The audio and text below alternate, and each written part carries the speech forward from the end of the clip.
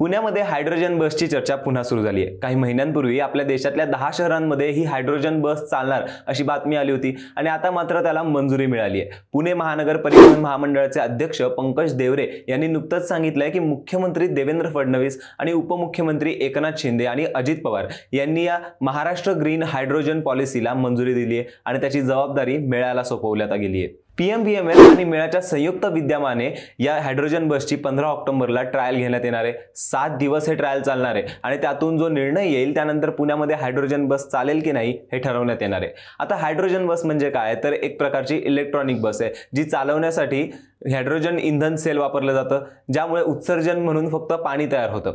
भारतामध्ये ही हायड्रोजन बस सगळ्यात पहिले लेह लद्दाखमध्ये चालली। दिल्लीमध्ये इंडियन ऑइल कॉर्पोरेशनने हायड्रोजन बसची चाचणी घेतली आणि आता पुण्यामध्ये ही हायड्रोजन बस चालेल अशी शक्यता वर्तवली जाते, ज्यामुळे काय होईल तर पुण्यातलं प्रदूषण नियंत्रित करता येईल, कारण या बसमुळे फक्त पाण्याची वाफ आणि उष्णता सोडली जाते, ज्यामुळे शहरी भागातील हवेची गुणवत्ता सुधारेल।